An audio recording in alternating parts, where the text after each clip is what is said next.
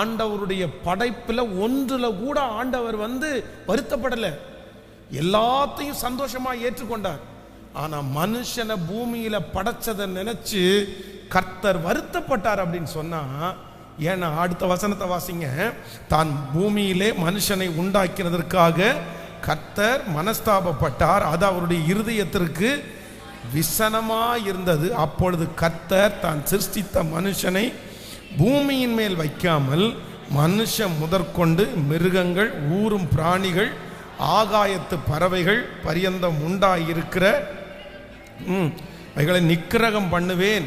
நான் அவர்களை உண்டாக்கினது எனக்கு மனஸ்தாபமாயிருக்கிறது என்றார். ஆமேன் சொல்லுங்கள் கர்த்தருடைய பிள்ளைகளே. அப்போ ஆண்டவர் ரொம்ப வருத்தப்பட்டாராம். அப்போ எந்த அளவிற்கு உலகத்திலே இருக்கிற எல்லாவற்றை விட மனிதன் ஒரு கொடிய நபர் என்கிறத ஆண்டவருடைய பிள்ளைகள் எப்பொழுதுமே அடையாளம் கண்டுகொள்ள வேண்டும். ஆனால் அதுக்காக நம்ம அவங்களோட பழக வேண்டாம், பேச வேண்டாம், மனுஷனே இல்லாமல் இருக்கணும்னு கர்த்தர் சொல்லலை. ஆனால் என்ன கர்த்தர் சொல்லியிருக்கிறாருன்னா, அவர்களை கையாளக்கூடிய ஞானத்தை கர்த்தர் நமக்கு கிருபையாய் தருவதற்கு கர்த்தர் வல்லவராய் இருக்கிறார். நான் ஒரு 3 காரியத்தை வேகமாய் சொல்லி ஆண்டவருக்கு சித்தமாக இருக்குமானால் வருகிற வாரம் ஞாயிற்றுக்கிழமை ஆராதனையில் உங்களுக்கு இன்னும் கொஞ்சம் நிறைய மனுஷனை குறித்த ஞானத்தை உங்களோடு சொல்லி உங்களுக்காக ஜெபிக்க போகிறேன். நம்பர் 1, முதலாவதாக ஒரு ஆண்டவருடைய பிள்ளைகளுக்கு மனிதனை குறித்து வரவேண்டிய முதல் ஞானம் வாசிக்கலாம். ஆதியாகமம் 11ஆம் அதிகாரத்தினுடைய 29வது வசனத்தை வாசிக்கலாமா? ஆதியாகமம் 11ஆம் அதிகாரத்தினுடைய 29வது வசனத்தை வாசிக்க போகிறோம். ஆபிரகாமும் நாகோரும் தங்களுக்கு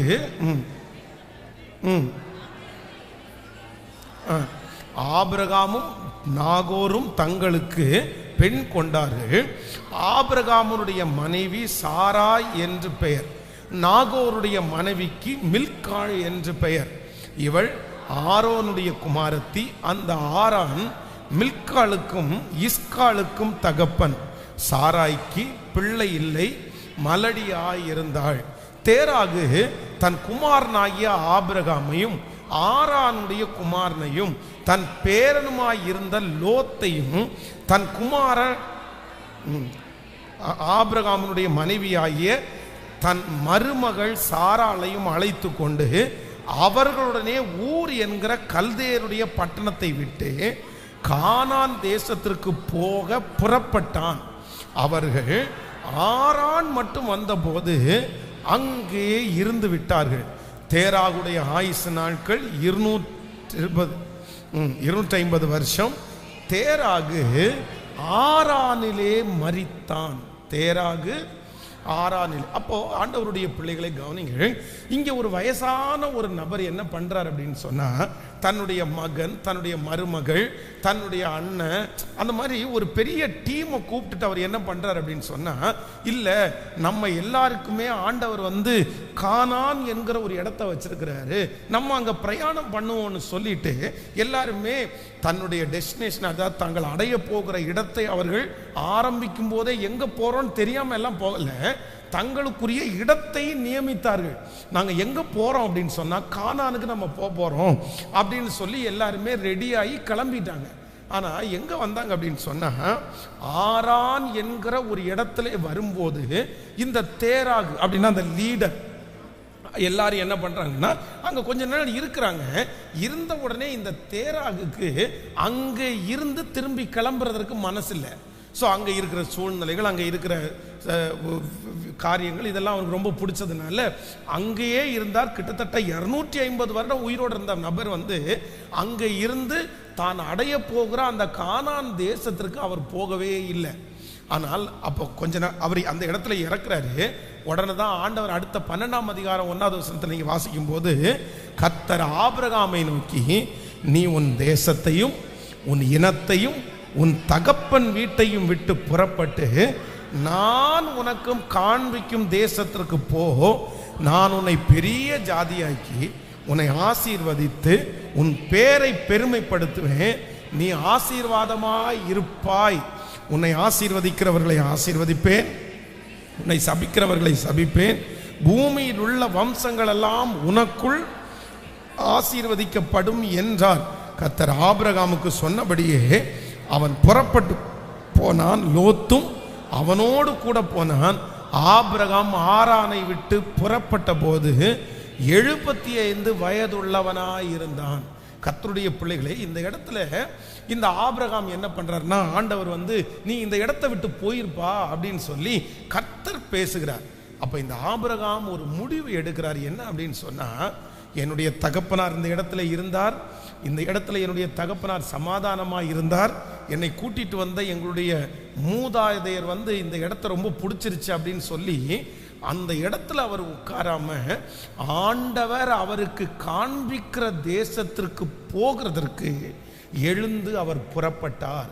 அப்போ நம்பர் 1, முதலாவதாக ஒரு தேவனுடைய பிள்ளைகளுக்கு மனிதனை குறித்த என்ன அறிவு வேணும் அப்படின்னு சொன்னா, உங்களை கட்டி போடுகிற அப்படின்னா உங்களை ஒரு கண்ட்ரோலுக்குள்ள வைக்க நினைக்கிற மனிதர்களை குறித்து ஆண்டவருடைய பிள்ளைகளுக்கு கண்டிப்பாக ஒரு ஞானம் அவசியம். நன்றாய் கவனிங்கள். ஆண்டவர் நம்மை ஒரு இடத்துல அல்ல, கர்த்தர் நம்மை சில இடங்களில் 10 பேருக்கு அல்ல, நம்மை ஆண்டவர் நிறைய பேரை எப்படி அபிஷேகித்திருக்கிறார்னா, நம்ம பரவி பாய்கிற ஆறை போல கர்த்தர் நம்மை நடத்த போகிறார். கர்த்தர் நம்மை பெருக பண்ணுகிற தேவனாய் இருக்கிறார். ஆண்டவர் நம்மை வளர செய்கிற தேவனாய் இருக்கிறார். ஆபிரகாம் ஒருவனாய் இருக்கையில் கர்த்தர் அவனை அழைத்து, கர்த்தர் அவனை ஆசீர்வதித்து, கர்த்தர் அவனை ஜாதிகளுக்கு தகப்பனாக ஆண்டவர் மாற்றினார் என்று வேதம் சொல்லுகிறது. அப்போ நீங்க எந்த ஞானத்தை கத்துக்கணும் அப்படின்னு சொன்னா, இந்த உலகத்திலே இருக்கிற மனுஷனிடத்துல உங்களுக்கு வருகிற ஒரு முக்கியமான ஞானம், அவர்களுடைய கயிறுகளினாலே நீங்கள் என்ன பண்ணக்கூடாதுன்னா கட்டப்படக்கூடாது. இது இந்த கயிறு அப்படின்னு சொல்லும்போது நீங்கள் வெறும் அது ஒரு சாதாரணமாக நம்மளை அடித்து கட்டுறது மாதிரி நினச்சிடக்கூடாது. நீங்கள் வேதத்தில் நியாயாதிபதிகளிலே வாசிப்பீர்களே ஆனால் அங்கே தெளிலாள் அப்படின்ற ஒருத்தி இருக்கிறார். அப்போது இந்த தெளிலாளை குறித்து வேதம் சொல்லுகிறது, இந்த தெளிலாள் உன்னை எப்படி சிறுமைப்படுத்தலாம், உன்னை எப்படி நான் அடிமைப்படுத்துறது, உன்னை எப்படி அவங்களுக்கு பிடிச்சி கொடுக்குறதுன்னு சொல்லும்போது சிம்சோன் செல்வான், என்னை கயிறுனால கட்டுனா நான் பலட்சியமாகி மற்ற மனிதனை போல நான் ஆவேன்.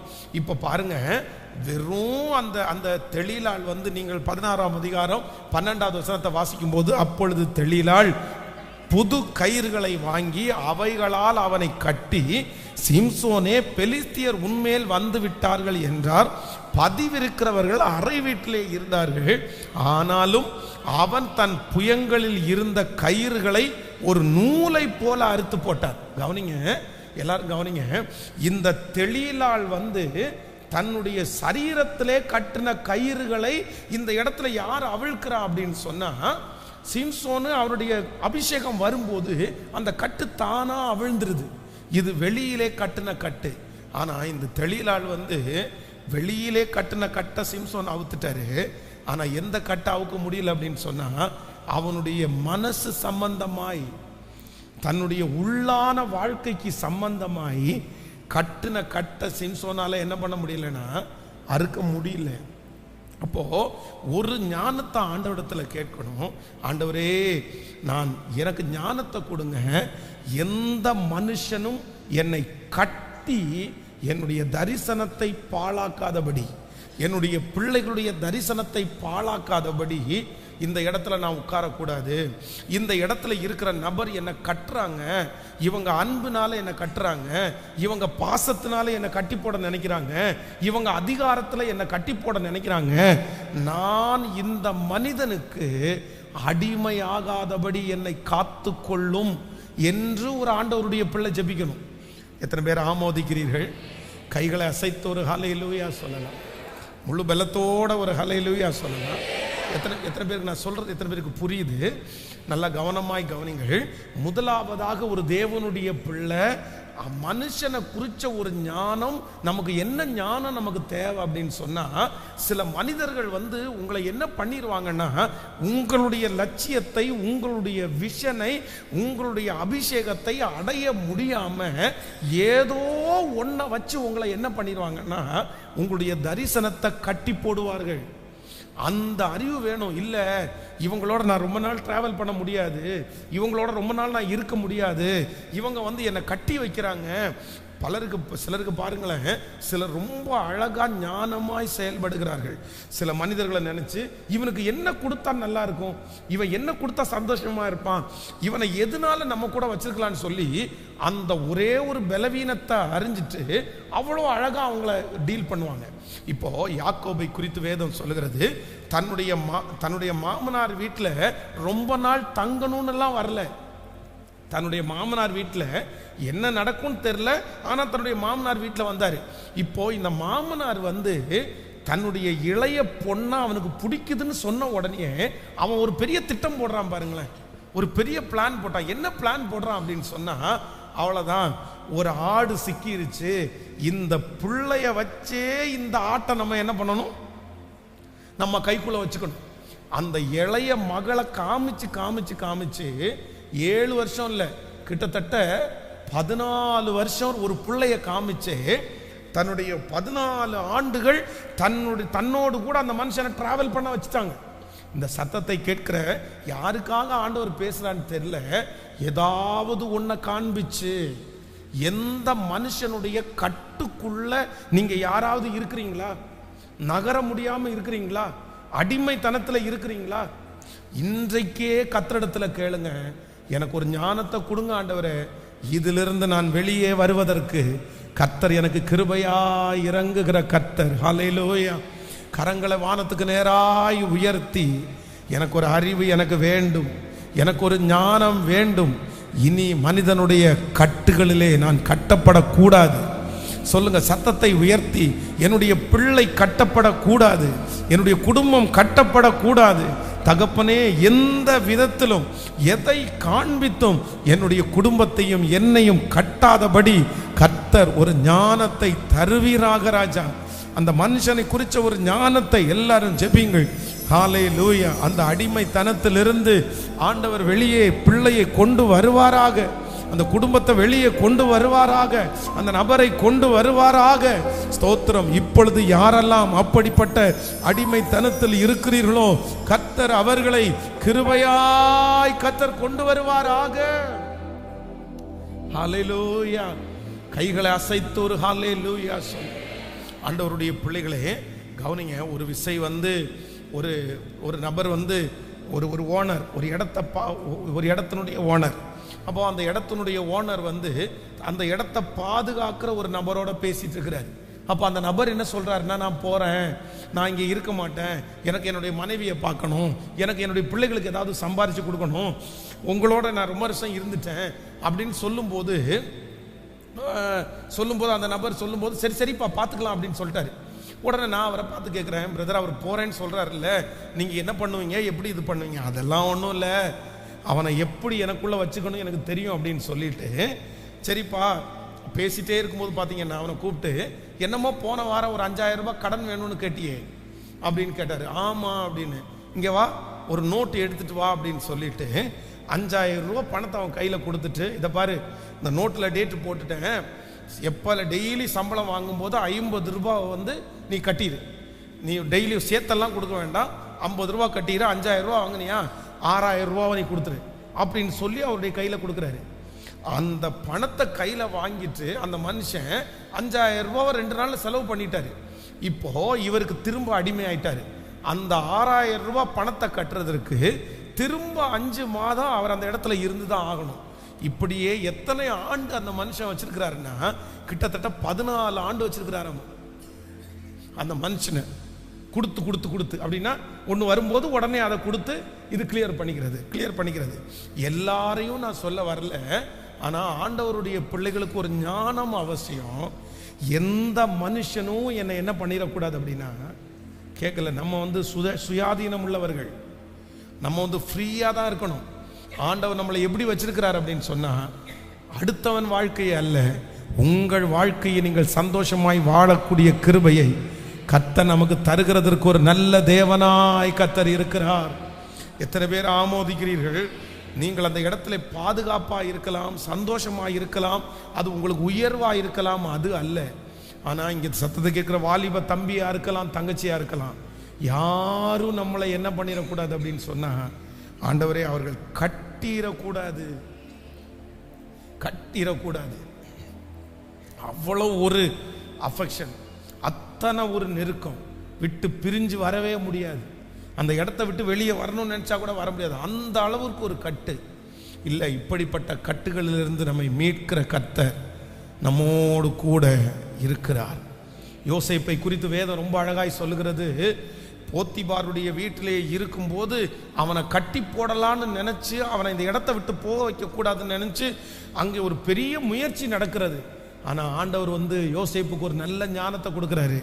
என்ன ஞானத்தை கொடுக்குறாருன்னா, இல்லைப்பா, நீ இதுக்கு மட்டும் அடி பணிஞ்சிட்டேன்னா, இதுக்கு மட்டும் நீ ஒப்பு கொடுத்துட்டேன்னா உன்னை இதை வச்சு அத்தனை நாள் கட்டி போடுவாங்க. நீ ஒப்பு கொடுக்காத. நீ இந்த இடத்துல இருக்க அழைக்கப்பட்டவன் அல்ல. நீ பார்வோனுடைய அரண்மனையில இருக்க அழைக்கப்பட்டவன். நீ ஜனங்களுக்கு முன்பாக சாட்சியாய் நிற்க அழைக்கப்பட்டவன். இந்த மனுஷனுக்கு கீழே நீ அடிமையா இருக்க கூடாதுன்னு சொல்லி கர்த்தர் அந்த இடத்துல அந்த சூழ்நிலையில கர்த்தர் ஒரு ஞானத்தை கொடுத்ததுனால யோசேப்பு அந்த இடத்துல என்ன சொல்றாருன்னா, வேண்டாம் வேண்டாம், எனக்கு இந்த இடத்துல இருக்கிற சொகுசு எனக்கு தேவையில்லை. எனக்கு எப்படின்னா, நான் ரொம்ப ரிலாக்ஸா யாருடைய கையிலையும் எந்த விஷயத்திலையும் நான் கட்டப்பட்டவனாய் இல்லை, சுயாதீனம் உள்ளவனாய் கர்த்தர் நிறுத்துவதற்கு எனக்கு கர்த்தர் பலன் தருகிறவர். ஒருவேளை லோன்ல நிறைய பேர் ஒருவேளை அடிமைத்தனத்தில் இருக்கலாம். பாருங்க, செஞ்சே ஆகணும், கொடுத்தே ஆகணும் அப்படின்ற ஒரு சூழ்நிலைக்கு நம்ம வரக்கூடாது. பக்கத்தில் இருக்கிற கையை பிடிச்சி சொல்லுங்க, நீங்க உங்களுடைய லைஃபை இன்னொருத்தர் டிசைட் பண்ணுகிற அந்த வாழ்க்கையை வாழாதீங்க. சொல்லுங்க, நல்லா சொல்லுங்க, நல்லா கையை பிடிச்சி சொல்லுங்க, உங்க லைஃபை யாரு டிசைட் பண்ணக்கூடாது. ஆமா, இது ஒரு சில இடங்களில் நம்ம இப்போ ஒரு சர்ச்சுக்கு வர்றோம், நீங்க இந்த இடத்துல உட்காருங்க, நாங்கள் உங்களுக்கு சேரை போடுறோம், இதை நான் சொல்ல வரல. ஆனால் அதே நேரத்தில் உங்களுடைய லைஃபையே நாங்கள் டிசைட் பண்ணி கொடுக்க கூடாது. ஆனால் இன்னைக்கு பாருங்களேன், நம்மை சுற்றி இருக்கிற நிறைய கட்டுகள் அவங்க வாழ்க்கையை அவங்க டிசைட் பண்றது இல்லை. யார் தான் டிசைட் பண்றான்னா, யாரோ ஒருத்தர் டிசைட் பண்றாரு. நான் கடையில் போய் ஒரு பொருளை வாங்குறேன் அப்படின்னு சொன்னா, எனக்கு அந்த பொருள் வாங்கணும்னு யார் தான் டிசைட் பண்ணணும்? நான் தான் டிசைட் பண்ணணும். ஆனா இப்ப சொல்லுங்க, அந்த பொருளை நீங்க வாங்கணும் டிசைட் பண்றீங்களா, இல்ல உங்களை சுற்றி இருக்கிற ஒரு நபர் உங்களை வாங்க வைக்கிறாங்களா?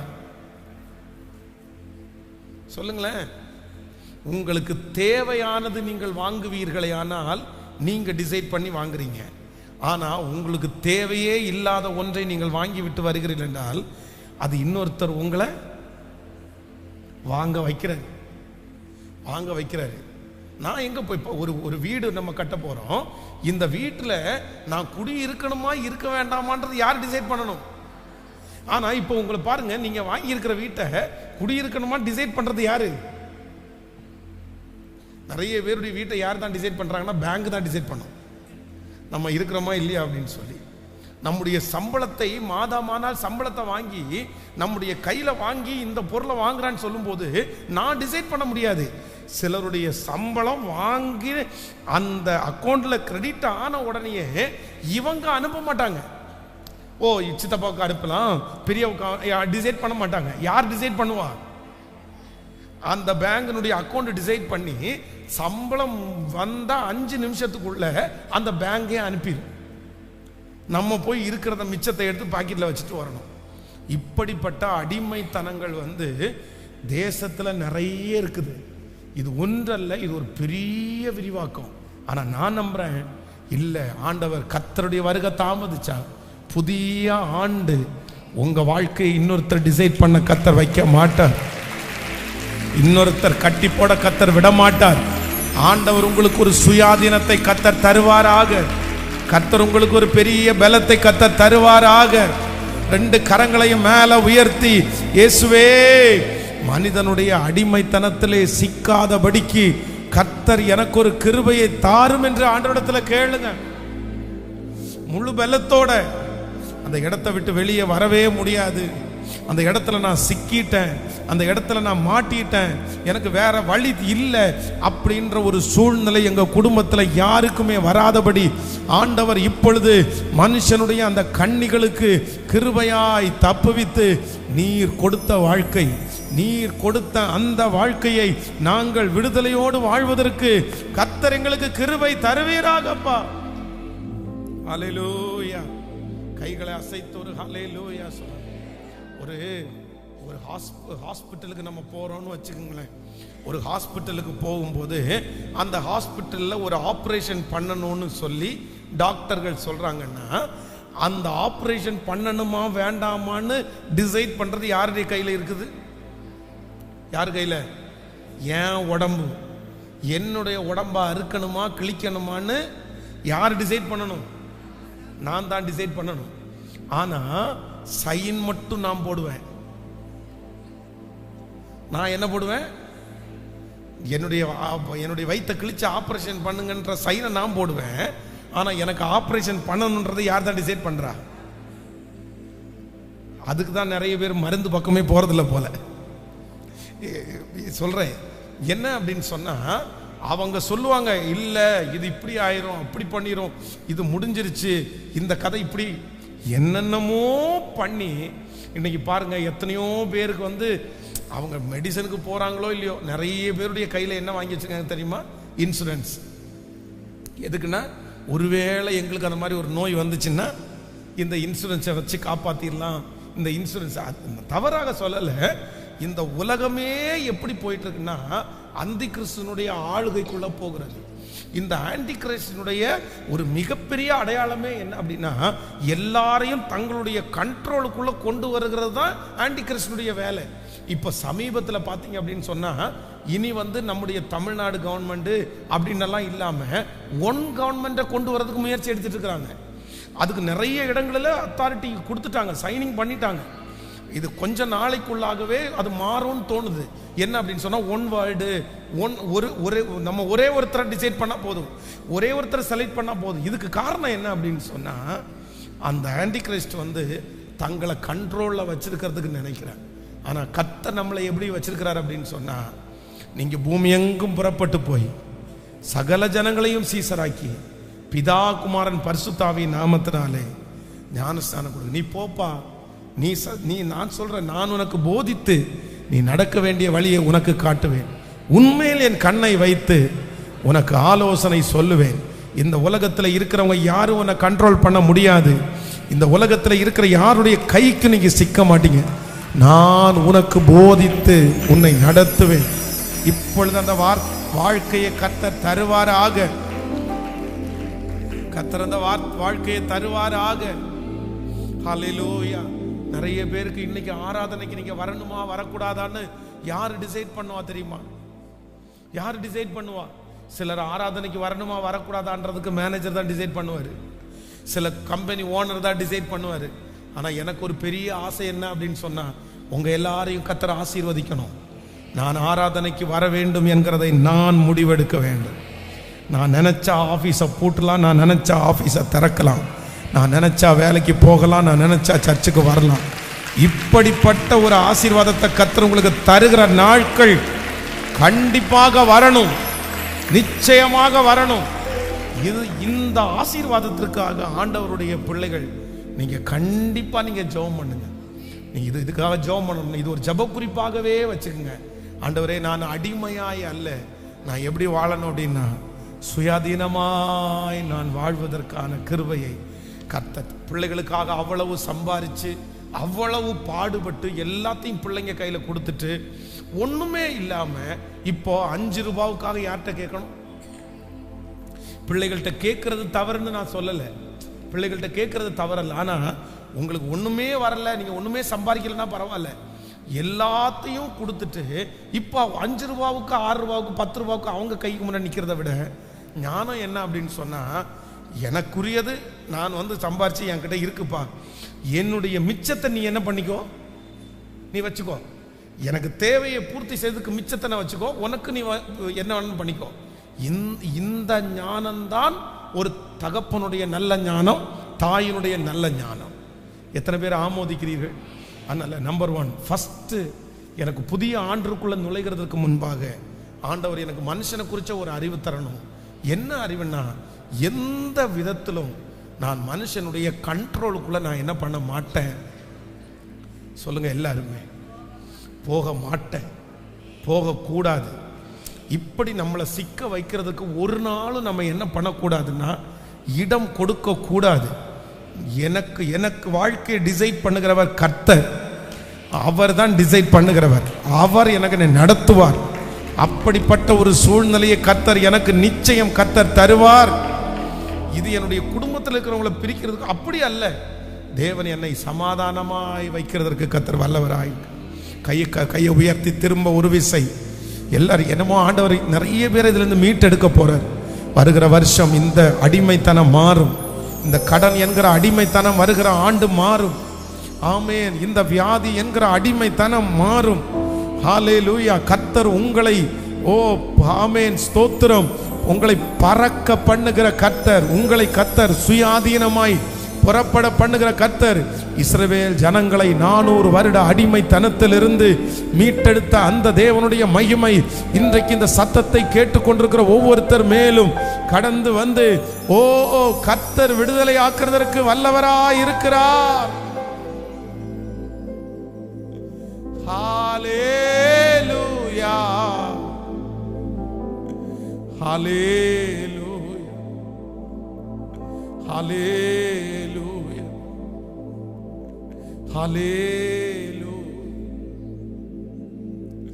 என்னை அடிமைத்தனத்திலிருந்து எங்கள் பிள்ளைகளையும் மீட்டெடுக்கிற ஒரு நல்ல தேவன்.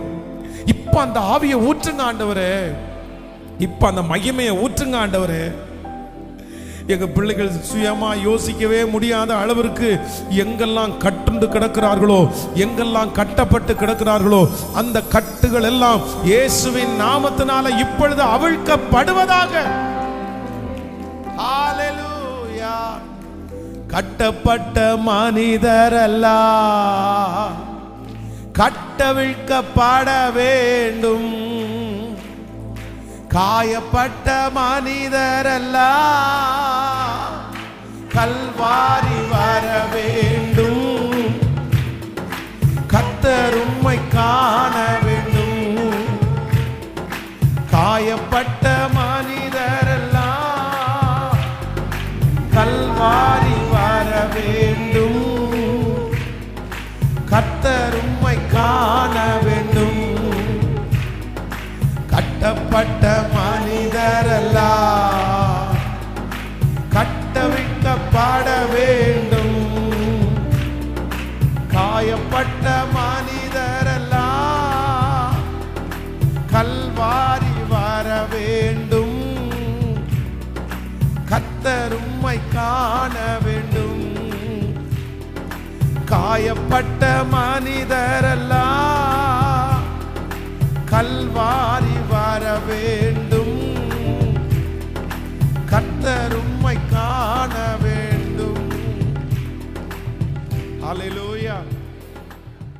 கட்டப்பட்ட எல்லா மனிதர்களும் எங்க வரணும் அப்படின்னு சொன்னா, உடைய பிள்ளைகளை வளர்த்துக்கிறவங்க கூட எப்படி பிள்ளைகளை வளர்த்துறங்க அப்படின்னு சொன்னா, எப்பா நீ ஒண்ணு மட்டும் கத்துக்கோ, நீ யாருக்கும் என்ன இல்லைன்னா, தாழ்மைன்றது வேற, அடிமைன்றது வேற, கீழ்ப்படிதல்ன்றது வேற, அடிமைன்றது வேற.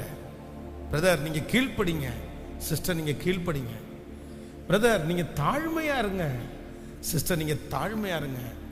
ஆனா அதே நேரத்தில் இதிலிருந்து நாம் வெளியவே வர முடியாதுன்ற அளவிற்கு நீங்க என்ன பண்ணிடக்கூடாதுன்னா எப்பவுமே போயிடக்கூடாது. இது உங்களுடைய குடும்பம், தாய் தகப்பன் இதை சொல்லல, ஒரு தேர்ட் பர்சன், மூணாவது ஒரு நபருடைய அந்த காரியத்தில் என்னை கட்டி வச்சிருக்கிற அந்த சூழ்நிலையை மாற்றுகிறவர். நீங்க பார்த்தீங்கன்னா நீங்க டிவில எல்லாம் பார்க்கலாம், சில இடங்கள் இந்த சுரங்கம் எல்லாம் தோன்றாங்க பாருங்களேன். இந்த சுரங்கம் தோன்றவங்க சில வேலைகள் எல்லாம் வெளிநாட்டில எல்லாம் போய் பார்த்தீங்கன்னா, இங்கேருந்து போகும்போது அவங்கள ஆசை காமிச்சு இங்கேருந்து ஒரு இன்வெஸ்ட்மெண்ட் பண்ணி அவங்கள கூட்டிட்டு போய் கண்ணு தெரியாத இடத்துல சித்திரவதை அனுபவிக்கிறவங்க எத்தனை பேர் இருக்காங்க தெரியுமா? வெளியவே வர முடியாது. வெளியே சோறு அவங்க கொடுத்தா தான் சாப்பிட முடியும். அவங்க வெளியே போன்னு சொன்னதான் போக முடியும். எத்தனை பேர் மாட்டி சிக்கி தவிக்கிறார்கள் தெரியுமா? ஐயோ, நிறைய பேர் மனிதர்கள் வந்து இன்னைக்கு தான் கொஞ்சம் இந்த மீடியா எல்லாம் வந்ததுனால பார்த்தீங்க அப்படின்னா கொஞ்சம் பரவாயில்ல. யாராவது இந்த மாதிரி இருந்தால் உடனே காமிச்சு கொடுத்துறாங்க. கடந்த நாட்களில் கூட நீங்கள் பேப்பரில் வாசிக்கும் போது 25 வாலிப பெண்களை ஒரு டீம் வந்து ஒரு அண்டர் கிரவுண்டுக்குள்ள 5 அடி உயரம் தான் இருக்கு அந்த பில்டிங். அந்த உயரம் உள்ள ஒரு இருட்டான அறைக்குள்ள அந்த பிள்ளைகளை கொண்டு போய் 7 வருஷமா அந்த பிள்ளைகளை உள்ள வச்சிருந்திருக்காங்க, யாருக்கும் தெரியாம. தேவையான டைம் வந்து அந்த பிள்ளைகளை மட்டும் கண்ணை கட்டி வெளியே கொண்டு வந்துட்டு அதுக்கப்புறம் அந்த இருட்டு அறைக்குள்ள எப்படி இருக்கும். இன்னைக்கு கூட அப்படிப்பட்ட சிக்கலில் இருக்கிற எத்தனையோ பேர் இருக்கிறாங்க. ஆனா ஆண்டவர் நம்மளுக்கு கிருபையாய் கர்த்தர் ஒரு கிருபையா ஆண்டவர் நம்மளை நடத்தி வருகிறார். நம்முடைய பிள்ளைகள் எல்லாரையும் கர்த்தர் காப்பாற்றுவாராக. இந்த ஞானத்திற்காக நீங்க ஜெபம் பண்ணணும். மனுஷனுடைய கையில இனி நீங்க சிக்கொண்டு கிடக்க கூடாது, நீங்க கட்டப்பட்டு கிடக்க கூடாது. வருகிற ஆண்டு கர்த்தர் உங்களுக்கு விடுதலை தரணும். எந்த விடுதலை தரணும்னா, நான் யாருக்கும் அடிமையானவன் அல்ல, நான் யாருக்கும் அடிமையானவள் அல்ல, நான் யாருக்கும் அடிமையானவன் அல்ல, யாருக்கும் அடிமையானவர் அல்ல. கர்த்தரே என்னை நடத்துவதற்கு கர்த்தர் வல்லவராய் இருக்கிறார். ஹல்லேலூயா. சோ இரண்டாவதாக ஒரு காரியத்தை வேகமாய் நம்ம தியானிச்சு நம்ம ஜெபிக்க போறோம். எடுத்துக்கொள்ளலாம். இரண்டாவது ஒரு காரியத்தை எடுத்துக்கொள்ளலாமா? நீங்கள் யோபுவின் புஸ்தகத்தில் எடுத்துக்கொள்ளலாம்.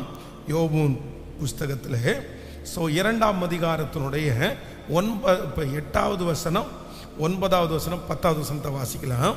அவன் ஒரு ஓட்டை எடுத்து தன்னை சுரண்டி கொண்டு சாம்பலிலே உட்கார்ந்தான். அப்பொழுது அவன் மனைவி அவனை பார்த்து, நீர் இன்னும் உம்முடைய உத்தமத்தில் உறுதியாய் நிற்கிறீரோ, தேவனை தூசித்து ஜீவனை விடும் என்றான். அதற்கு அவன், நீ பைத்தியக்காரி பேசுவது போல பேசுகிறாய். தேவன் கையிலேயே நன்மையை பெற்ற நாம் தீமையை பெற வேண்டாமோ என்றார். இவைகள் எல்லாவற்றிலையும் யோபு தன் உதடுகளினால் பாவம் செய்யவில்லை. கர்த்தருடைய பிள்ளைகளை, இந்த இடத்துல இந்த வேதத்துல ஆண்டவர் சொன்ன எல்லா மனிதர்களுக்கும் என்ன இருந்துச்சுன்னா, இந்த மாதிரி மனிதர்கள் வந்து மனிதர்களை ஞானமாய் புரிந்து கொள்ளாத ஒரு சூழ்நிலை இருக்குது. இந்த இடத்துல யோபுவை குறித்து என்ன சொல்லுது அப்படின்னா, இவர் வந்து இவ்வளவு சோதனையின் மத்தியிலையும் இவ்வளவு பாடுகள் மத்தியிலையும் தைரியமாய் ஆண்டவரோடு அவர் நடக்கணும்னு நினைக்கிறார். அவர் வாயை திறந்த ஆண்டவரை சபிக்கல, ரொம்ப பரிசுத்தமா இருக்கிறார். இப்போ இப்படிப்பட்ட ஒரு சூழ்நிலையில நம்முடைய வீட்டில் யாராவது ஒருத்தர் இருந்தா கண்டிப்பா நம்ம என்ன பண்ணியிருப்போம்னா, அவங்கள ரொம்ப நம்ம என்கரேஜ் பண்ணுவோம். ஐயோ, ரொம்ப சந்தோஷமா இருக்குது, எப்படி இவ்வளோ ஸ்பிரிச்சுவல்ல இருக்கிறீங்க, இவ்வளோ சூழ்நிலையில எப்படி நீங்க ஜெபம் பண்றீங்க, இவ்வளோ வலியிலையும் உங்களுக்கு அந்த வலி பெருசா தெரியலையா அப்படின்னு நம்ம ஜெபம் பண்ணுவோம். ஆனா இந்த இடத்துல யோபுனுடைய மனைவி என்ன சொல்றாங்க அப்படின்னு சொன்னா, நீர் இன்னும் உம்முடைய உத்தமத்தில் உறுதியாய் நிற்பீரோ, தேவனை தூசித்து ஜீவனை விடும், தேவனை தூசித்து ஜீவனை விடும். நம்பர் 2, இரண்டாவதாக ஒரு மனுஷனை குறித்த ஒரு தேவனுடைய பிள்ளைக்கு இரண்டாவது இருக்க வேண்டிய ஞானம் என்ன அப்படின்னு சொன்னா, அவர்கள் பேசுகிற வார்த்தையை குறித்த ஞானம் இருக்கணும். பக்கத்தில் இருக்கிற கையை பிடிச்சி சொல்லுங்க, மனுஷன் பேசுகிற வார்த்தையை குறித்த ஞானம். எல்லாரும் சொல்லுங்க, மனிதனை குறித்து அவர்கள் பேசுகிற வார்த்தையை குறித்த ஞானம். பாருங்க, சிலர் வந்து இன்னைக்கு வாழ்கிறது, சிலர் வந்து அழிந்தது எதனால அப்படின்னு சொன்னா வார்த்தையினாலதான். வார்த்தையினாலதான் 1000 பேர் வந்து உங்களை என்கரேஜ் பண்ணலாம், 1000 பேர் வந்து உங்களை தட்டி கொடுக்கலாம், 1000 பேர் வந்து பாத்தீங்க அப்படின்னு சொன்னா தேவனுடைய ஊழியக்காரனாகிய தீர்க்கதரிசியை வந்து உங்களை மாதிரி தைரியசாலி இல்லையா, உங்களை மாதிரி தைரியசாலி இல்லையா அப்படின்னு 1000 பேர் அவனை பற்றி போற்றி பேசுறாங்க. ஆனா ஒரே ஒரு ஏசபேல் வந்து, நீ என்ன பெரிய ஆளா, உன்னை என்ன பண்றான் பாரு அப்படின்னு சொன்ன உடனே அந்த லேடியினுடைய பேச்சை கேட்டு சுருண்டு போய் எங்க படுத்துக்கிட்டார் அப்படின்னு சொன்னா, சூறை செடியில படுத்துக்கிட்டாரு. இன்றைக்கு இந்த சத்தத்தை கேட்கிற யாரோ ஒருத்தர், பிரதர், யாராவது ஒருத்தருடைய அந்த ஒரு வார்த்தையினால நீங்க உடைஞ்சு போய் இருக்கலாம். 1000 பேர் உங்களை தட்டி கொடுத்தது உங்களுக்கு பெருசா தெரியாம இருக்கலாம், உங்களை என்கரேஜ் பண்ணது பெருசா தெரியாம இருக்கலாம். ஆனா உங்க கண்ணுக்கு முன்னாடி அவங்க உங்களை பேசின அந்த வார்த்தை மட்டும் உங்களுக்கு முன்னாடி நிற்கலாம். ஆனா நீங்க ஆண்டவரிடத்துல கேட்க வேண்டிய இரண்டாவது ஞானம் என்னன்னா, கர்த்தாவே, மனிதர்கள் எங்களை பார்த்து பேசுகிற வார்த்தையை குறித்து எங்களுக்கு ஞானத்தை கர்த்தர் கட்டளை இடுவீராக. எந்த வார்த்தையை எடுக்கணும், எந்த வார்த்தையை எடுக்கக்கூடாது, எந்த வார்த்தையை மனசுக்குள்ள கொண்டு போகக்கூடாது என்கிற அந்த ஞானத்தை நமக்கு கட்டளை இடுகிற ஒரு நல்ல தேவன் நம்மோடு கூட இருக்கிறார். மனிதர்கள் பேசுகிற வார்த்தையினாலே நீங்கள் வாழவும் முடியும், மனிதர்கள் பேசுகிற வார்த்தையினாலே நீங்கள் அழியவும் முடியும். வார்த்தையை ஒரு தேவனுடைய பிள்ளை கரெக்டாக ஐடென்டிஃபை பண்ணுறதுக்கு நீங்கள் கற்றுக்கல அப்படின்னு சொன்னால் கண்டிப்பாக இந்த உலக வாழ்க்கையிலே உங்களால் சமாதானமாய் வாழவே முடியாது. வேலை செய்கிற இடத்துலையா இருக்கலாம், குடும்பத்திலையா இருக்கலாம், எங்கே போகும்போதும் எனக்கு ஒரு ஞானம் வேணும். மற்றவர்கள் பேசுகிற வார்த்தையை கையாளக்கூடிய ஒரு ஞானத்தை கர்த்தர் எனக்கு தருவதற்கு வல்லவராக இருக்கிறார். எத்தனை பேர் ஆமோதிக்கிறீர்கள்? ஆண்டவரே, நான் ஒரு புதிய ஆண்டிற்குள்ள நான் கடந்து போகிறேன். இந்த ஆண்டில் ஒருவேளை மற்றவர்கள் பேசுகிற வார்த்தைகளை உங்களால் சரியாக கணிக்கவே முடியாமல் இருக்கலாம், கணிக்காமல் இருக்கலாம். பாருங்க, சிலரை ரொம்ப ஸ்பீடு பண்ணணும்னா என்ன சொல்லுவாங்க தெரியுமா? உங்கள் வார்த்தை அவங்க சொன்னாங்கன்னா உடனே ஸ்பீடாக வேலையை செய்வாங்க. அவங்க ஏதாவது ஒன்று பேசிட்டாங்கன்னா உடனே பின்தங்குவாங்க. இவங்களுக்கு ஒரு ஸ்டேபிளே இருக்காது. ஆனால் ஒரு ஆண்டவருடைய பிள்ளை அடுத்தவங்களுடைய வார்த்தையில் ஸ்டேபிள் இல்லை. யாருடைய வார்த்தையில்னா ஆண்டவருடைய வார்த்தையில் நீங்கள் எப்படி இருக்கணும்னா ஸ்ட்ராங்காக நீங்கள் இருக்கணும், ஒரே போல் நிற்கணும், நீங்கள் நிற்கணும். பாருங்க, இங்கேயும் இங்கேயும் சாஞ்சிடக்கூடாது. ஒருத்தர் கைத்தட்டி, ஐயோ பிரதர், எப்படி பிரதர் அப்படின்னு சொன்ன உடனே உற்சாகமாகி இன்னைக்கு பிரியாணியே செஞ்சிடலான்னு நினைக்கக்கூடாது. அப்புறம் நாளைக்கு யாராவது ஒருத்தர் என்ன பிரதர் அப்படின்னு சொன்ன உடனே போய் கஞ்சி பண்ணிட்டு இருக்கக்கூடாது. ஆமேன், புரியுதா? நமக்கு நிறைய பேர் எதில் நம்ம மோட்டிவேட் ஆகிறோம்னா மனுஷனுடைய வார்த்தையில தான் மோட்டிவேட் ஆகிறோம். பாருங்க, ஒரு கணவனார் நல்லா பேசினார்னா சில மனைவிகள் பார்த்தீங்க அப்படின்னு சொன்னால் அவ்வளோ நல்லா தங்கமாக இருப்பாங்க. ஆனால் அதே நேரத்தில் ஒரு சின்ன வார்த்தை ஏதாவது ஒன்று பேசிடட்டும், உடனே குறுக்க திரும்பிட்டு நீ என்ன இப்படி, அந்த மாதிரி வித்தியாசமா? இல்லை, மனுஷனுடைய வார்த்தை உங்களை டிசைட் பண்ணவே கூடாது, உங்களை தாழ்வுக்கும் மேலும் கொண்டு போகவே கூடாது. நான் நம்புகிறேன் அவனுடைய வார்த்தையை அறிந்து செயல்படக்கூடிய ஒரு கிருபையை கர்த்தர் நமக்கு தயவாய் தருகிறவர்.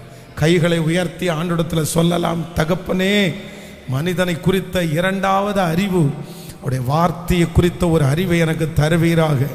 எந்த மனுஷன் என்னை பார்த்து பேசினாலும் அந்த மனுஷனுடைய வார்த்தை என்னை தாக்கிவிடவும் கூடாது, அந்த மனுஷனுடைய வார்த்தை என்னை பெருமைக்குள் ஆக்கக்கூடாது. அந்த மனுஷனுடைய வார்த்தையை சரி சமமாய் புரிந்து கொள்ளக்கூடிய, சொல்லுங்க, ஒரு ஞானமுள்ள ஒரு இருதயத்தை எல்லாரும் சொல்லுங்க, ஆண்டவரே, கர்த்தர் அந்த கிருபையை எங்களுக்கு தருவீராக, எங்களுக்கு தருவீராக. அந்த ஞானம் வெளிப்படட்டும் அப்பா, அந்த ஞானம் வெளிப்படட்டும். கவனிங்க, சவுல் ராஜா தன்னுடைய வாழ்க்கையிலே தோல்வியை அடைந்ததற்கு காரணம் என்ன அப்படின்னு சொன்னா வேற எதுவுமே இல்லை, ஒரே ஒரு வார்த்தை, ஜாலியா பேசின ஒரு வார்த்தை, ஒரு பெரிய விஷயமா எடுக்காத ஒரு வார்த்தை. சவுல் கொன்றது 1000, இந்த ஒரு வார்த்தை, சவுல் கொன்றது 1000, தாவீது கொன்றது 10000ன்ற இந்த ஒரு வார்த்தை சவுலை எங்க கொண்டு போய் நிறுத்திச்சு பாருங்களேன். பாடினவங்க பாடிட்டு போயிட்டாங்க, மறந்துட்டாங்க, அவங்களுக்கு அதை குறித்து உணர்வே இல்லை. இன்னைக்கு அதை பாடுவாங்க, நாளைக்கு இன்னொருத்தரை பாடுவாங்க. ஆனா அதையே நினைச்சிட்டு இருந்த சவுல், சொன்னவங்க இன்னைக்கு சொல்லிட்டாங்க பிரதர். இன்னைக்கு இந்த சத்தத்தில் கேட்குற நிறைய பேர் 5 வருஷத்துக்கு முன்னாடி யாராவது ஒருத்தர் பேசின அந்த வார்த்தையினால ரொம்ப பாதிக்கப்பட்டு இன்னைக்கு வரைக்கும் அந்த வார்த்தை உங்களுக்கு அழியலை தெரியுமா? அவங்க மறந்துட்டாங்க, அது ஒன்றும் இல்லை, பிரச்சனை இல்லாமல் போயிடுச்சு. ஆனால் நீங்க அந்த வார்த்தையினால ஊண்டாகி அந்த வார்த்தையினால நோயாளியா மாறின எத்தனை பேர் இருக்காங்க தெரியுமா? அன்னைக்கு பேசின வார்த்தை. இப்போ நீங்க அவங்கள்ட்ட போய் நீங்க அன்னைக்கு என்ன இப்படி பேசுனீங்கல்ல, அதனாலதான் நான் இப்படி ஆயிட்டேன்னு சொன்னா, என்னைக்கு நானா கணவனார் பேசின வார்த்தை அவருக்கு மறந்துருக்கும், மனைவி பேசின வார்த்தை அவங்களுக்கு ஞாபகம் இருக்காது. ஆனா இந்த அம்மா மட்டும் என்ன பண்ணுவாங்க தெரியுமா? இந்த ஐயா லிஸ்ட் போட்டு வச்சிருப்பாங்க. 1942ஆம் ஆண்டு காலையில் 10 மணிக்கு சிவானந்தா காலனியில் போகும்போது ஒரு பஸ்ஸில் நான் ஏறினேன். அந்த நேரத்தில் என் கால் மட்டும் வலிக்கிருச்சு. அப்போ நீ என்ன சொன்ன தெரியுமா? எப்படிதான் இந்த மெமரியில் இருக்குமோ தெரியல. அன்னைக்கு சொன்ன வார்த்தை, ஏப்பா இன்னைக்கு வரைக்கும் நீங்க மறக்கலையா? அது எப்படி மறக்க முடியும்? உடனே ஒரு டயலாக் தீயினால் சுட்ட புண் உள்ளாரும் ஆறாதே, நாவினால் சுட்ட வடு. ஆமா, எத்தனை நாள் தான் அந்த வடுவை வச்சுட்டு இருக்கிறது? இல்லை இல்லை இல்லை, ஒன்று நினைத்து கொள்ளுங்கள், மனுஷனுடைய வார்த்தையினால நீங்க அப்படியே அப்படியே ஒரு பெரிய புஷ்வானம் மாதிரியும் போயிடக்கூடாது, அதே நேரத்தில் பாம் மாதிரி வெடிச்சிடவும் கூடாது. நீங்க எப்படி இருக்கணும்னா அந்த வார்த்தையை உள்ளாங்கி அப்படியே ஞானமாய் நடக்கக்கூடிய ஒரு கிருபையை கர்த்தர் தயவாய் தருகிறார். எத்தனை பேர் ஜெபம் பண்ண போறீங்க? ரொம்ப அவசியம். நீங்க இந்த செய்தியை எவ்வளவு சீரியஸ்னஸா எடுக்கிறீங்கன்னு தெரியல. ஆனா இந்த அபிஷேகம் மட்டும் உங்களுக்கு கிடைச்சிச்சுன்னு வைங்களேன், இந்த உலக வாழ்க்கையில் நீங்க நெக்ஸ்ட் இயர் ரொம்ப சக்சஸா வாழ்வீங்க. உங்களுக்கு தோல்வி என்கிறது இல்லவே இல்லை, இல்லையே இல்லை. ஹல்லேலூயா. நிறைய பேர் இந்த செய்தியை கேட்க கேட்க அப்படியே ஜெபம் பண்ணிட்டு இருக்கிறத நான் பார்க்கிறேன். ஆண்டவர் வருகிற ஆண்டு மனுஷனுடைய வார்த்தையை குறித்த ஒரு ஞானத்தை நிச்சயம் கர்த்தர் உங்களுக்கு கட்டளை இடுவாராக. கர்த்தர் கட்டளை இடுகிறவர், கர்த்தர் பெரிய தேவனாய் இருக்கிறார். ஆமென். கைகளை அசைத்து ஒரு ஹல்லேலூயா சொல்லலாம். யோசேப்பை எவ்வளவு பெருமையா பேசினாலும் அவன் சொல்லுகிற வார்த்தை, நான் அல்ல, தேவனே ராஜாவுக்கு மங்களகரமான உத்தரவை அருளை செய்கிற தேவன். நம்பர் 2, நம்பர் 1, முதலாவதாக ஃபர்ஸ்ட் ஒரு ஞானம். என்ன ஞானம்? ஆண்டவரே, என்னை கட்டணும்னு நினைக்கிற மனுஷங்களுக்கு எனக்கு என்ன கொடுங்க? நான் இந்த உலகத்தில் ஞானமாய் வாழணும். எப்படி வாழணும்னா, நான் ஒரு சுயாதீனமாய் வாழணும். அதில் கீழ்ப்படிதல் வராது. நல்லா கவனிச்சுக்கோங்க, நீங்கள் மிஸ் அண்டர்ஸ்டாண்ட் பண்ணக்கூடாது. கீழ்ப்படிதல் என்கிறது வேற ஒன்று. நான் எப்படி வாழணும்னா, இன்னொருத்தர் டிசைட் பண்ணி அல்ல, என் கர்த்தர் எனக்கு டிசைட் பண்ணலாம். என்னுடைய ஆண்டவர் என்னை டிசைட் பண்ணி நீங்க இங்க நடக்காதேன்னு சொல்லலாம். ஆனா இன்னொருத்தர் அப்படி சொல்லுகிற சூழ்நிலையை கர்த்தர் அனுமதிக்க மாட்டார். அதுல ஞானம். நம்பர் 2, இரண்டாவதாக ஆண்டவர் எனக்கு ஒரு ஞானத்தை கர்த்தர் தருவார். எதுல ஞானத்தை தருவார்னா, மனிதர்களுடைய வார்த்தையினால காயப்படாதபடி, மனிதனுடைய வார்த்தையினாலே நான் தவறாதபடி அதை ஞானமாய் கையாளக்கூடிய ஒரு கிருபையை கர்த்தர் எனக்கு தயவாய் தருவதற்கு கர்த்தர் வல்லவராய் இருக்கிறார். இனி அதனால சோர்ந்தும் போக மாட்டேன், இனி அதனாலே தீவிரமாகவும் ஆக மாட்டேன். அதை சரியான விதத்தில் கையாளுவதற்கு ஏற்ற ஞானத்தை கர்த்தர் எனக்கு தருகிற ஒரு நல்ல தேவனாய் இருக்கிறார். ஆமென்.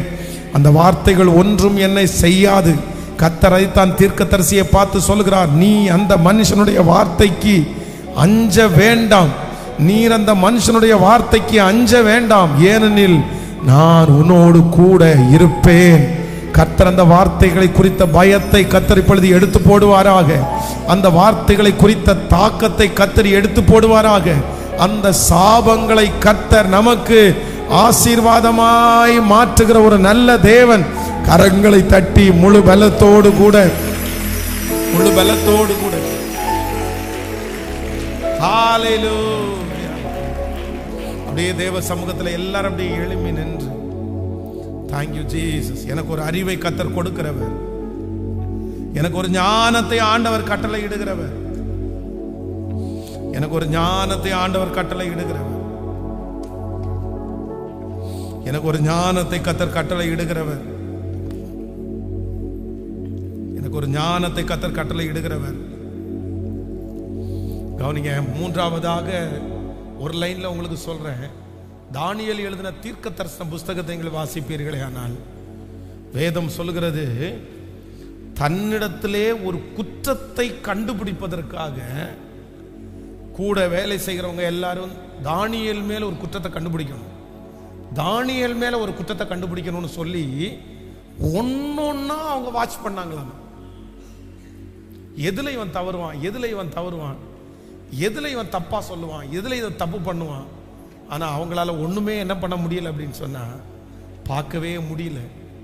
இந்த உலகத்திலே நமக்கு மனுஷனை குறித்து இருக்கிற ஞானத்தில் பெரிய ஞானம் என்ன அப்படின்னா, நம்மளை என்னதான் நீங்கள் நல்லா பண்ணாலும் குற்றம் கண்டுபிடிக்கிறதுக்குன்னு ஒரு கூட்டம் சொல்லுங்க இருப்பாங்க. குறை சொல்லுகிறதுக்கு ஒரு கூட்டம் கேட்கல சத்தமா, உங்களை தாழ்த்துறதுக்குன்னு ஒரு கூட்டம் இருப்பாங்க. ஆனா ஆண்டவர் என்ன சொல்றாருன்னா, நீ உனக்கு கைக்கு நேரிடுகிறது எதுவோ அதை உன் முழு பலத்தோடே கூட. நீங்க வளர்கிறது தவறல்ல, ஆனா அதே நேரத்தில் யாராவது ஒருத்தர் உங்களை எல்லாத்துலேயும் குற்றம் கண்டுபிடிக்கிறதுனால நான் ஒரு மாதிரி இருக்கிறேனோ, நான் அதுக்கு தகுதி இல்லையோ, நான் ரொம்ப லோவாக தான் இருக்கிறேனோ அப்படின்னு சொல்லி நம்ம தாழ்வு மனப்பான்மையாக இருக்க வேண்டிய அவசியம் சொல்லுங்களேன் இல்லை, கண்டிப்பாக இல்லை. அப்படி தாழ்வு மனப்பான்மைக்கு போக வேண்டியதே இல்லை. கர்த்தர் எனக்கு கொடுத்திருக்கிற எல்லாவற்றையும் எனக்கு கிருபையாய் கர்த்தர் தந்திருக்கிறார். ஆமென். விசுவாசிக்கிறீர்களா? கைகளை உயர்த்தி எல்லாரும் இந்த 3 காரியத்திற்காக. மனிதனை குறித்த ஒரு அறிவை எனக்கு தருகிறவர். இனி மனிதனால் நான் பாதிக்கப்படுவது இல்லை, என்னுடைய பிள்ளை பாதிக்கப்படுவது இல்லை, மனிதனுடைய வார்த்தைகளால் நான் சோர்ந்து போக போவது இல்லை. என்னை காப்பாற்றுவதற்கு என் தேவன் என்னோடு கூட இருக்கிறார். மனுஷனுடைய சூழ்ச்சிகளில் இருந்து என்னை விடுதலை ஆக்குகிற ஒரு தேவன் என்னோடு கூட இருக்கிறார்.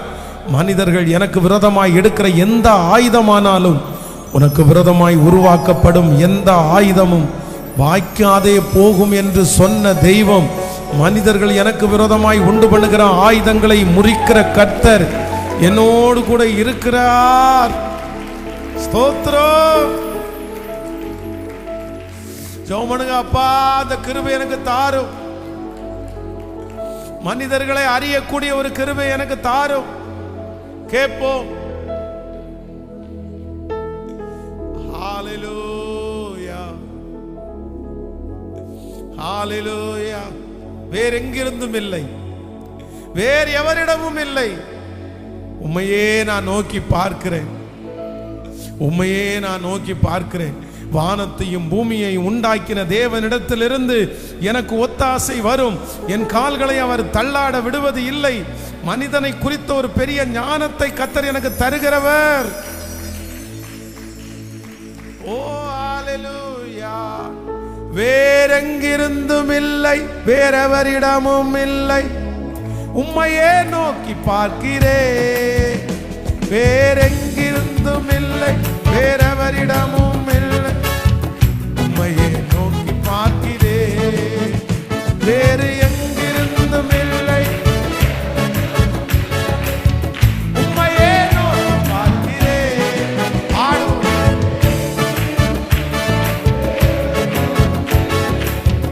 உம்மையே நோக்கி பார்க்கிறேன். வானம் பூமி படைத்த தேவனே, ஒத்தாசை செய்யும் கர்த்தர் நீரே. கண்களை ஏறெடுப்பேனா, ஒத்தாசை செய்யும் கர்த்தர் நீரே. வானம் பூமி படைத்த தேவனே, ஒத்தாசை செய்யும் கர்த்தர் நீரே. கண்களை ஏறெடுப்பேனா, ஒத்தாசை செய்யும் கர்த்தர். கைகளை வேறெங்கிருந்தும் இல்லை, வேறெவரிடமும் இல்லை,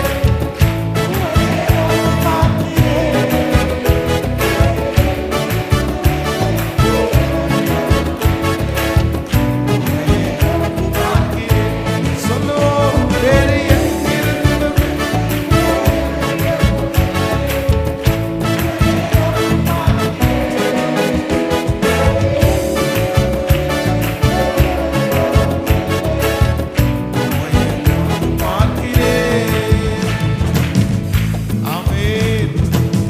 உன்னதத்திலிருந்து நமக்கு ஒத்தாசை அனுப்புகிற தேவன் நம்மோடு கூட இருக்கிறார். தகப்பனே, உம்முடைய பிள்ளைகளுக்காக ஜெபிக்கிறேன். இந்த கடைசி வாரங்களில் இந்த உலகத்திலே மனிதர்களை குறித்த ஒரு அறிவை கிருபையா எங்களுக்கு தருவீராக ராஜா. அதிலிருந்து எங்களை தப்புவிக்க பண்ணுகிற ஒரு நல்ல தேவன் நீர் இருக்கிறீர் ஆண்டவரே. வருகிற ஆண்டு ரொம்ப சுமூகமாய் ஆண்டவரே, மரண பள்ளத்தாக்கில் நடந்தாலும் பொல்லாப்புக்கு நான் பயப்படேன். தேவரீர் என்னோடு கூட இருக்கிறீர். உமது கோலும் உமது தடியும் எங்களை தேற்றும். உடைய பிள்ளைகள் கொண்டு வந்திருக்கிற காணிக்கைகள், தசம பாகங்களை கர்த்தர் 1000 மடங்கு ஆசீர்வதித்து புதிய வருடத்தில் கர்த்தர் இன்னும் செழிக்க பண்ணுகிறதற்காக ஸ்தோத்திரம். மனதார ஆசீர்வதிக்கிறோம். இயேசுவின் மூலம் ஜெபம் எடுக்கிறோம் பிதாவே, ஆமென்.